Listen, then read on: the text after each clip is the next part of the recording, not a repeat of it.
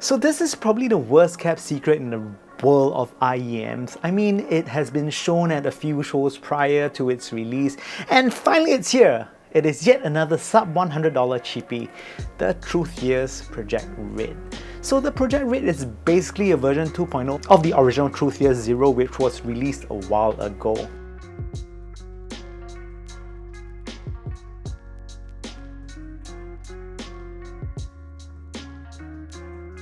I just want to put it out there that this video is not sponsored by anyone. This unit is a loaner unit from a friend, of which I have no intention of keeping. So today I'll be going through an unboxing which will go through all the included case candies and talk about its build quality, covering the signature and tonal color of this IEM. Importantly, I will be comparing it with some other IEMs in its price range and see how do these compete. So let's first by starting off with an unboxing. Now the Truthears have always been one of those companies that is on pretty much the waifu bandwagon. It is pretty much expected to feature a waifu on the box. She does look kind of cute and maybe can convert me to loving 2D girls. I like how creative the quotes on the box are. Truthears, where sound meets truth. At the back of the sleeve, you see the graph of the Truthear Zero, and you might be wondering why are there two lines on the graph. That is because Truthear simply included an impedance adapter inside which will alter the sound of the IEM somewhat, making the IEM slightly harder to drive in the process. Just slightly, because this is like, I think 10 ohms, not a lot, just slightly. Now, you might think that this is some great innovation. Well, actually not really. This has been done since the days of Atimotic with the ER4P to S converter, but I guess it's a new way to play for those of you who are just starting out. Now, removing the sleeve is a black box, pretty normal stuff, and below it is a larger image of the titular waifu on the box. It does seem like she has a name, Shiroi. Boring literature is in the Shiroi box, and which we'll be putting aside when we see the Project Red in the box. The chassis here looks like fine art, or FAT if you abbreviate it. I like the luster that the faceplate has. I'm also a little biased as red is kind of like my favorite color. Below the chassis is the cable, which is a simple black twisted cable that handles microphonics quite well. Of an interesting thing about the cable is that on Shenzhen Audio's website, it is said that the cable is copper plated. Nonetheless, the cable has good ergonomics. We then see the rather familiar PU leatherette case. That is a really nice design, making it rather easy to store and remove your earphones. Inside it is the included 10 ohm resistor with the bass plus embossed onto it, which makes it a nice tweak to the sound. And lastly, you get 3 types of ear tips, one set of small bore, one set of large bore, and lastly a pair of foamies. Quality of the tips are okay, but personally I would get a third-party set of tips as I think the quality on those are much better. I wouldn't even bother with the foamies, they would make them sound a little too dark. Next, build quality. This is clearly a resin build IEM that if you look beyond the nice red faceplate, it's actually a rather simple design. It's also not very inspiring. I mean, you've seen this shape before. I mean, if you really had held the original Zero, you know that this is basically the same shell IEM with a color palette swap, but I can kind of understand the lack of flair as this is a chippy IEM. The chassis is 3D printed and feels really light. It does feel a little cheap in the hands, but well, that is kind of a trade-off when making things so light and comfortable. I would treat this pair of IEMs with a little bit more care as they do feel a little fragile. Just don't drop them too much. Underneath the hood are 2 dynamic drivers, a 7mm and a 10mm that is made from a polyurethane suspension and a liquid crystal polymer dome diaphragm. There are clear divisions of labor here with the 10mm driver handling the bass, while the smaller 7.8mm is tweaked to better suit mid-range and treble. It features a 2-pin design for those of you who just like to cable roll. Just below the 2-pin connector is a vent. Also, the cable provided here is the same basic 2-pin cable that is found on the Truthear's Hexa, which is said to be silver-plated copper. I really do find it funny that Shenzhen Audio mentioned that it was copper-plated silver, but really, I mean, it's $55 US, and making it copper-plated silver, that would make it a little bit too cheap. It's definitely more than $55 US. With regards to the cable, it is a basic twisted cable that has decent ergonomic properties that is terminated to a 3.5mm termination. Nozzle on the red is a little big, and if you have ear tips that do not have a stretchy core, you might have a hard time putting them on. Now, sound. I use an array of items when reviewing the Project Red. Minimally, I suggest using the Reds with a pair of dongle with a dedicated M section. Gear used in this review include the Legato Paw S2, iPod Nano Gen 1, Asa & Kern AK380, and the Legato Paw Go Touch Titanium. That being said, it does sound the best when powered with the Paw Go Touch Titanium, making them sound just so much livelier. The overall tone of the Project Red is that it sounds quite silky in texture. It is smooth yet with good texture that has a decent kick when bass comes in. Personally, between the two sound options on the Project Red, I prefer the option with the 10 ohm adapter. I just like the bass kick. Project Red has a slight V-shaped signature which has slightly elevated bass. Mid-range, which includes the vocals and the bulk of the instruments, sit a little bit further back, and treble is just a hair elevated. I would say that the overall sound is a pleasant and widely liked signature.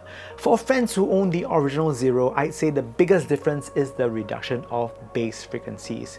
Bass on the Project Red has a pseudo subwoofer effect going on. Think of bass being very present but not intrusive like how a great subwoofer should be. The Red does it very nonchalantly and will show up only when called upon.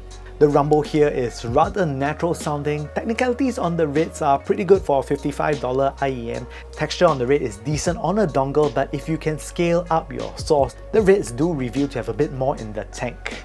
So if you use it with the AK380 or Paw Go Touch Titanium, the bass now has much added depth, making it quite 3D sounding.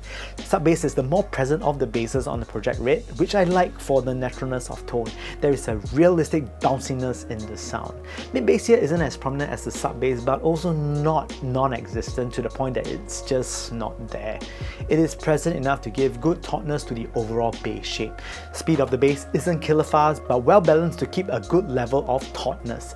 If you're the type of person who likes expensive bass, I'd suggest for you to use the included 10 ohm resistor, as it does build a spacious bass response. Mid-range, if you have heard the original Zero, I must say that the Red is slightly less forward than the original. The overall tonal weight on the Project Red is natural, and I would say that it just leans a hair thick. Vocals of course sits a bit further back in the mix, with male vocals sitting slightly further back compared to female vocals. Texture and resolution in the vocals are modest. I do like its rendering, as you can hear micro details quite well. I much prefer the tonal color of vocals here compared to others in the price, where they utilize a over-smoothened balanced armature. Instruments have good edge to the sound that allows for a good amount of separation. Of course, this is on the Legato Paw S2. It'll be even more distinct on the AK380 or Paw Go Touch Titanium. Resolution here is good overall for the price. I do feel that it is slightly better than the original. Treble response is smooth and easily likable. I do not think that there is too much extension, as I never got too much air from the Project Red. As such, music does sound a little bit compressed from that. I do find that how the Red renders treble does give it good separation in the mid-range, which is rather important. Personally, I would have liked a bit more air in the sound, but then again, this is $55. Soundstage. With regards to width and height, Project Red does exhibit good levels of width, and it's quite expensive. Height-wise, it is decent, but I would have liked just a bit more top end to help with the sense of space. Depth and positioning on the Reds is good. Should you use a more powerful DAP, it becomes clearly more separated and the edges of the sound become a bit more distinct. On the dongle, it is decent, but clearly a level or two down from a proper DAP. So of course, we need to compare with some other IEMs. So firstly, Project Red versus the original Truthear Zero. Between the two, I prefer the Red over the original Zero. I just like how it gives more of a linear perception of sub-bass transitioning to mid-bass, where the original Zero has clearly more mid-bass presence. This makes it slightly more laborious, so the overall improvement in clarity is much appreciated. I like how the Red is also more resonant and better with better perceived extension, making it more musical. When it comes to the mid-range, I do think that the Red is slightly more relaxed compared to the Zero, as the Zero has elevated trebles which lends its harmonic properties to the mid-range, making the mid-range sound just a little bit more energetic. But really, this is just nitpicking and preference. I'd say the original Zero is kind of like the kid in the class who likes to put his hands up for everything, while the Red just, sit back and chill. Moving to the treble section, the original Zero has more presence and edge. They are treblier and brighter compared to the Project Red. The Red is no slouch here either, but it's just the easier going of the two. Build quality between the two is essentially the same, so I won't talk too much about that. Next, versus the Tangzu Waner, I think the build quality of the Project Red is still quite a bit better than the Tangzu Waner. Both are light, but the Red just has an overall better finishing. Not to mention the cable on the Waner is not good. In terms of sound, the Waner is pretty much similar to the Project Red, but with worse technicalities and tone. The Red does better in the overall soundstage and depth and can actually scale with a better quality source, while the Waner hits a ceiling rather quickly. But of course, the Red is more expensive, but if you're looking between the two, I'd just say save up a little bit more and fork out the money for the Red. I like its tone better as it is more full and you get better build quality as well. Next, versus the Simgot EA500. I think the EA500 is definitely better built compared to the Project Red. Its metal chassis just simply feels solid and can probably last the test of time. In terms of sonics, I think the EA500 is superior in technicalities and resolution compared to the Red, but it does have more of an elevated upper mid-range, which one might need to get used to. The Red's by comparison is more laid back and easygoing compared to the EA500. It might not have the same technical chops, but it makes up for being more easygoing. But I'd say they both fulfill the same sort of space and are all good rounders. So choosing between the two is just really up to your preference. Next, versus the 7Hz Legato. Well, comparisons between these two are like apple and oranges, but I think that it's still fun to talk about them, so I'm going to talk about them.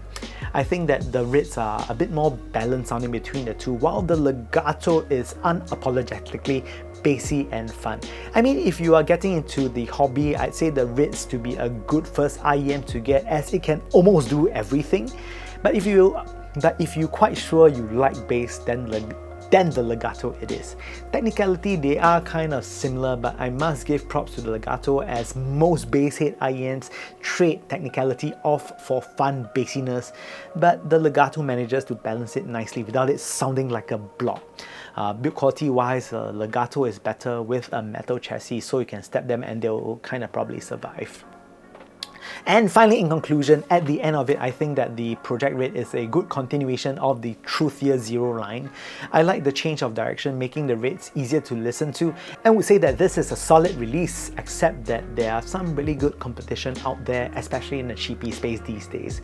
The impedance adapter is a nice touch, and I particularly enjoy using it to make it just sound a little bit more fun sounding. And with that said, if you like the content so far, please kindly press the like and subscribe button somewhere down here or somewhere down here. I can't really tell. It will be much appreciated. Yeah, with that said, I hope to see you guys soon. And yeah, keep watching the Super Chunk Super Audio Show. I'll see you guys soon.